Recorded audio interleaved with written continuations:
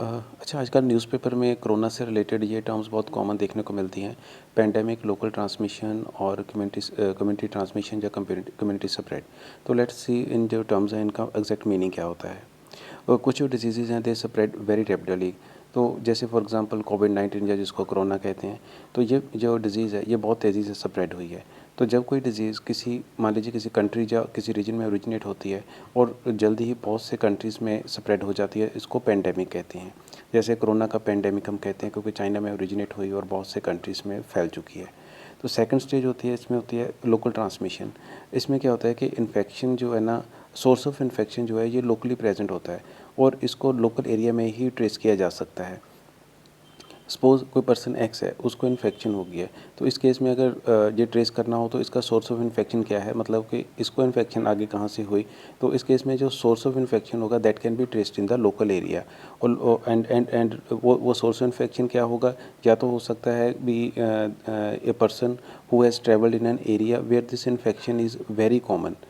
या ये हो सकता है कि यह जो पर्सन एक्स है, ये किसी ट्रांसमिशन चेन का पार्ट हो सकता है, that the chain which originates from a person who travelled in an area where this infection is very common. Suppose कोई पर्सन जो है वो चाइना से होकर आया, वो घर आया, अपनी फैमिली में उसकी इन्फेक्शन स्प्रेड हुई और फैमिली मेम्बर जो थे आगे अपने फ्रेंड्स में मिले, आगे वो फ्रेंड्स तक इन्फेक्शन स्प्रेड हुई, वो फ्रेंड्स आगे फिर कुछ फ्रेंड्स को मिले, उन तक इन्फेक्शन स्प्रेड हुई।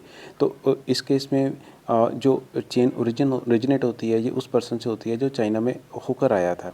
तो जो बाकी की उनके फैमिली मेम्बर्स हो गए, आगे उनके फ्रेंड्स हो गए या आगे उनके फ्रेंड्स ने, तो ये सारी एक चेन बन जाती है। तो पर्सन एक्स में be a part of this chain और उस चेन को ट्रेस भी किया जा सकता है।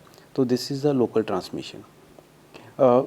जो जो थर्ड स्टेज होती है ये होती है कम्युनिटी ट्रांसमिशन। तो इस स्टेज में क्या क्या होता है कि जो मोस्ट ऑफ केसेस रिपोर्ट किए जा रहे होते हैं उन केसेस में उसका जो सोर्स ऑफ इन्फेक्शन या ओरिजिन ऑफ इन्फेक्शन ट्रेस ही नहीं किया जा सकता है। तो ये ट्रेस ही नहीं किया जा सकता कि उस पर्सन को इन्फेक्शन कहाँ से हुई। द नंबर ऑफ़ केसेस इस केस में क्या है कि इस कम्युनिटी में क्या होता है कि नंबर ऑफ़ केसेस काफ़ी बढ़ जाते हैं, लेकिन मोस्ट ऑफ़ केसेस में इट इज़ डिफ़िकल्ट और not possible to find the source from home the people are getting infection. तो उसको कोई चेन ट्रेस ही नहीं की जा सकती है कि पता ही नहीं लगाया जा सकता इसको इन्फेक्शन हुई कैसी है। तो इस केस में क्या है कि इन्फेक्शन जो है वो सोसाइटी या कम्युनिटी में बहुत ज़्यादा कॉमन हो जाती है। तो इस स्टेज को जो है कम्युनिटी ट्रांसमिशन बोलते हैं या कम्युनिटी स्प्रेड बोलते हैं।